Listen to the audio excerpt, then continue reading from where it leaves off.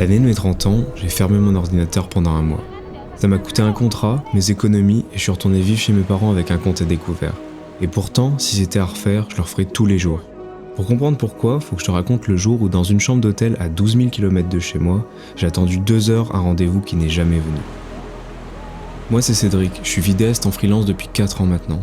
Je dirais que comme beaucoup de créatifs, je suis un grand perfectionniste. J'aime bien prendre le temps de faire bien les choses jusqu'aux petits détails que personne ne remarquera jamais, à part moi bien sûr. Et le truc c'est que quand t'es freelance, y a personne au-dessus de toi pour te dire « c'est bien là, tu peux t'arrêter ». Du coup si tu rajoutes à ça la peur que tout s'effondre dès que tu prends du temps pour toi, bah forcément t'arrives jamais vraiment à couper. En 2024 j'ai fini l'année complètement en burn-out.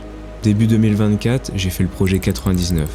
C'était 100 jours de publication d'affilée pour presque aucun résultat. Bien sûr, derrière, il y avait la charge de clients qui ne s'arrête pas et moi qui ne coupe jamais. À la fin de cette année-là, mon mental m'a dit stop. J'ai eu une sorte d'accumulation progressive à base de crises d'angoisse, d'épuisement physique constant et surtout une grosse perte de passion. Et l'isolement dans mon ancien appart en Bretagne n'a pas dû aider non plus. J'ai dû réapprendre à faire moins pendant un long moment. De toute façon, mon corps ne m'a pas vraiment laissé le choix. Ça, c'était il y a 1 an et demi. Depuis, je me suis reconstruit doucement. Je suis rentré vivre dans le Nord avec un rythme plus sain. Sur le papier, j'allais mieux. Mais il y avait un truc que j'avais jamais fait en 4 ans de freelance. Couper. Mais vraiment couper. Ça m'était jamais arrivé plus de quelques jours sans ouvrir mon ordi. Même dans les périodes où j'en aurais eu vraiment le plus besoin. Et l'année de mes 30 ans, je me suis posé la question interdite. Est-ce que je vais être capable un jour de fermer ce putain d'ordi pendant 1 mois entier ? Bon, 1 mois sans bosser, ok. Mais du coup, où est-ce que je pars ? Si je reste à Lille, je connais déjà le scénario. Au bout de 3 jours, je vais juste checker un truc vite fait et ce sera mort. Fallait la distance, genre beaucoup de distance. Alors oui, j'ai choisi la destination probablement la plus cliché du monde. Bali. Ouais, je sais. La destination Instagram des digital nomades, les smoothie bowls, le yoga face aux rizières, enfin la totale. Et si tous ces gens-là y vont, bah c'est pas pour rien. Tout le monde sait que la vie là-bas ça coûte que dalle. Mais bon, que dalle, ça veut dire quoi concrètement ? Eh bien tu peux manger pour 2 €, dormir pour 15 et louer un Nmax pour 7 € la journée. Personnellement, mon mois complet m'a coûté 2 000 €. Et le plus gros poste, c'est même pas la vie sur place. C'était les billets d'avion qui m'ont coûté environ 700 €. Tout le reste, un mois entier de logement, de bouffe, de scooter, d'essence, d'activités, j'en ai eu pour 1 300 € sans jamais me priver et avec quelques folies. Si tu fais le calcul, ça fait 43 € par jour. 2 000 € pour des vacances, ouais, c'est une somme. Mais pour un mois complet, tu trouves difficilement moins cher en Europe. Mais au final, ce voyage, crois-moi, il m'a coûté bien plus que 2 000 €. Mais ça, on y reviendra. Je te fais l'addition complète à la fin de cette histoire.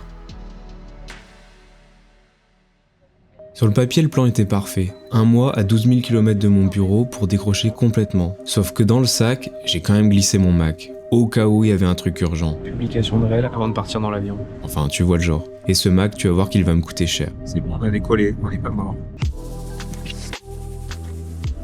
Ça va? Je suis sûre que t'es en train de mourir. C'est chaud sa mère, non? C'est au moins 30 degrés, hyper humide.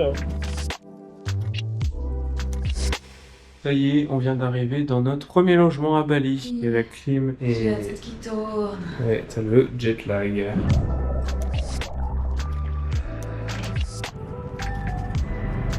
Complètement perdu. Peur des paysans. C'est rigolo, on vient à peine d'arriver. En se baladant, on n'arrête pas de tomber sur des petites trucs d'offrandes comme ça. Ces petites offrandes qu'on trouvait partout dans les rues, on nous a expliqué que celles qui étaient posées au sol, c'était pour occuper les mauvais esprits, les garder en bas. Celles en hauteur, c'était pour attirer les bonnes choses. Et des bonnes choses, franchement, on a eu que ça au début. Allez, on va mettre les pieds dans l'eau de Bali. Mon pantalon. Allez, prends. Parfaite température, un petit 25-30 degrés. Premier Warun, première saveur locale. Puis direction Uluwatu tout au sud pour digérer le jet lag dans un petit bungalow au calme. Après le repos, la prochaine étape, c'est se déplacer. Et ici, tout le monde roule en scooter. Ok, c'est la première fois qu'on prend un scooter. Je suis pas rassurée du tout. T'as dit, vous avez le droit. Ah oui, no insurance, ouais, je sais, ça veut dire que si on se casse la gueule, on se casse la gueule. Allez, petit test de la deuxième mer à Bali. On est sur la plage de... J'ai oublié le nom, mais c'est plutôt sympa comme spot. Putain, ça rassure pas.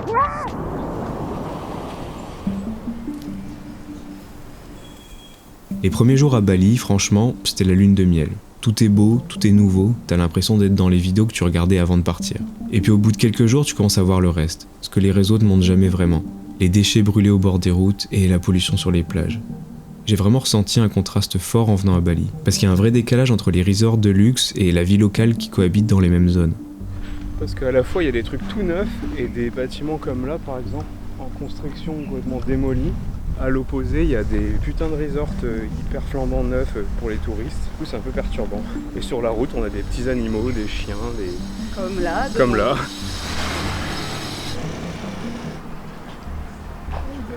Il y a aussi des petites arnaques à touristes, et là-dessus, on est le droit à la totale. Un jour, on veut aller voir une cascade trouvée sur Google Maps. Donc on traverse des rizières en scooter par des petits chemins et on débarque littéralement sur la propriété d'un mec qui était très souriant et adorable. Il nous demande si c'est pour la cascade et il nous accompagne, donc sympa. Sauf qu'il nous accompagne pas jusqu'à l'entrée, il descend avec nous.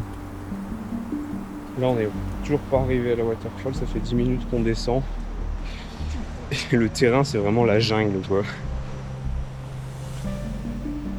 Franchement, il y avait à peu près 20 minutes de chemin escarpé, boueux, en pleine forêt tropicale. C'est déjà un peu galère, mais le pire c'est que Tess, elle avait environ 4000 € de matos photo sur le dos. En arrivant en bas, on découvre qu'on a une rivière à traverser à pied, le sac au-dessus de l'eau. On a traversé pas très rassuré et heureusement on n'est pas tombé. Et là, comme par hasard, il y a un stand, et on se sent très fortement invité à acheter un truc, au double du prix normal. On finit enfin par arriver à une cascade qui est pas non plus exceptionnelle, et surtout qui est blindée de touristes. Et là, on comprend le système. Le spot, il est sur Google Maps, mais il n'y a pas d'accès officiel. En fait, c'est les locaux qui t'emmènent de par chez eux. Et évidemment, on a dû refaire tout le chemin après en sens inverse, donc la rivière, la remontée d'une demi-heure, et arrivé en haut, le monsieur réclame son argent. Sauf qu'on n'avait jamais rien demandé. On lui laisse quand même un petit billet, mais bon, il en veut plus, donc le ton il monte, et c'est là qu'on comprend que c'est le moment de se casser. Donc forcément, tu sors de là, t'es assez énervé. Mais avant de juger, faut remettre ça en perspective. Le salaire moyen là-bas, c'est environ 200 € par mois. Le gars de la cascade, il a peut-être gagné sa journée avec nous. Celui qui te surfacture 2 €, pour toi, c'est juste un café. Ça, je le sais et je le comprends. Mais bon, je vais pas te mentir, se faire avoir que ça soit de 3 € ou d'une descente en forêt, ça reste agaçant. Mais bon, ça c'est un petit peu le jeu classique aussi du tourisme. Et des fois, le contraste il va même plus loin, et il te saute carrément à la gueule. Un jour, sur l'île de Gili Trawangan, il y a un vendeur ambulant qui m'a abordé. Au début, je pensais qu'il voulait me vendre du maïs grillé. Ouais, certes, il en avait, mais entre autres. Parce qu'il m'a aussi proposé de la kétamine très naturellement, comme il m'aurait proposé des lunettes de soleil avec un grand sourire. J'ai juste continué mon chemin. Après, faut être honnête, Gili, c'est réputé pour être une île de fêtards. Les mecs qui vendent ce que les touristes viennent chercher. Quand t'es en face de toi des Européens bourrés qui claquent ton salaire du mois en une seule soirée, le calcul il est vite fait. Je les juge absolument pas, mais je constate. Les 2 premières semaines avec Tess, on a bougé tous les 2-3 jours. Nouveaux spots, nouveaux logements, refaire le sac, le scooter, les klaxons, le bruit, la route. Et un soir, je me suis rendu compte d'un truc qui m'a fait un peu mal. J'étais venu fuir mon train-train quotidien, et pourtant je courais encore. Même en vacances, je m'étais presque fait un planning de freelance. Optimisé, rempli, rentable. J'avais juste remplacé les livrables par des visites ou des trucs à faire. Et vers le 15e jour, mon corps a fait comme fin 2024. Il a dit stop. Sauf que cette fois, je l'ai écouté. On s'est posé. On a profité avec du vélo autour d'une île, des petits warung, les restaurants locaux, pieds dans le sable. Et pour la première fois du voyage, je regardais quelque chose sans penser au truc d'après. Mon voyage avait ralenti, mon cerveau, lui, pas encore. Parce qu'il faut que je t'avoue un truc. Depuis le début du voyage, je checkais mes mails en douce. 2 minutes par-ci, 5 minutes par-là, juste pour être sûr de rien louper. Mon Mac était dans le sac, tu te souviens ? Et un jour, il y a un mail. Une boîte qui me contacte pour une mission de captation, tournage seul, sans montage derrière. Je fais un petit devis pour une demi-journée de tournage à 450 €. Donc cool, je réponds et j'envoie. Sauf que le besoin est grossi. On passe à 2 jours de tournage avec des options en plus, donc la presta monte à plus de 1000 €. Et là, mon cerveau de freelance rallume complètement. 1000 balles, quand t'as le compte que j'avais, tu dis pas non. Donc me voilà, à Bali, à passer une demi-journée entière de mes vacances sur une proposition commerciale. Je l'envoie tout fier de moi, le client il a l'air partant et il me propose un rendez-vous. Donc on cale ça en visio pour tout valider. Sauf qu'il y a un détail. Bali, il y a 8 heures de décalage horaire par rapport à la France. Donc arrive le jour J, je suis dans une chambre d'hôtel à 12 000 bornes de chez moi. Je me connecte au Google Meet et j'attends. Personne. J'attends 2 heures. 2 heures dans une chambre pendant que dehors il y a Bali littéralement. Bon, tu t'en doutes, mais personne ne se connectera jamais. Quelques jours plus tard, j'apprends que le contrat est parti chez un autre vidéaste, quelqu'un de plus réactif. Et tu sais quoi ? Elle a eu raison cette cliente. Elle avait un besoin, un délai, et en face un mec à l'autre bout du monde qui répond avec 8 heures de retard. Elle a fait le choix qui était rationnel pour elle. Mais bon, je t'avoue que sur le coup, j'étais en colère. Contre elle, contre moi, contre le décalage horaire. Et c'est là que j'ai enfin compris le truc. J'avais pas perdu ce contrat parce que j'étais en vacances. Je l'avais perdu parce que j'étais dans l'entre-deux. Ni vraiment en vacances et ni vraiment dispo pour bosser. Résultat, j'ai tout perdu. Le contrat et une journée de mes vacances. Bref, il me restait quelques jours de voyage, donc j'ai fermé le Mac. Pour de vrai cette fois. Il m'aura presque fallu 1 mois et un contrat de perdu pour m'apprendre à m'arrêter. Et ces derniers jours, c'était pour moi les meilleurs du voyage. Le scooter dans le chaos, sans destination, la cam à la main mais sans livrable, sans client derrière, juste pour le plaisir de filmer. Et ça m'avait pas fait ça depuis mes 2 ans en Australie. Juste filmer parce que t'as envie, pas parce que tu dois. Et j'avoue que j'avais oublié ce que ça faisait. C'est con, hein. Le plaisir de filmer, je l'avais pas perdu dans le boulot client. Je l'avais perdu le jour où chaque image a dû rapporter quelque chose. De l'argent, des vues, des abonnés. Et là, j'avais juste ma GoPro et mon A7 IV en boîtier nu. Pas de rig, pas de cache, pas de setup. Et pour la première fois depuis des années, je filmais pour personne. Juste pour moi, me faire kiffer et capturer des souvenirs. Et c'était ça le truc. Bon, je vais être honnête avec toi jusqu'au bout. Il n'y a pas eu de révélation mystique, pas de coup de cœur qui change une vie, pas de Bali m'a transformé parce que ce voyage il m'a pas transformé. En revanche, il m'a posé une question. Parce que ouais, à ce moment-là je me la suis posée, la question que tout freelance cramé se pose un jour. Et si je plaquais tout ? Je repars à l'aventure en faisant des petits boulots comme pendant mes 2 ans en Australie. On est presque sur le fameux vivre d'amour et d'eau fraîche. Je voyage et je filme des trucs pour le plaisir uniquement. Et franchement j'y ai pensé, genre vraiment. Sauf que je me connais, tout plaquer, ça réglerait rien. Le problème, c'est pas mon métier, j'adore ce que je fais. Le problème, c'est le rythme que je m'inflige en le faisant. Jamais coupé, jamais lâché, tout optimisé. Et ça, si je le règle pas, je l'emmène partout avec moi. Alors tout plaquer pour voyager, ça aurait été juste ça. La même course, mais avec des kangourous derrière. Donc bon, je suis rentré comme prévu. Et c'est là que je te dois la fin de l'addition. Parce que rentrer, ça veut aussi dire réouvrir son app bancaire.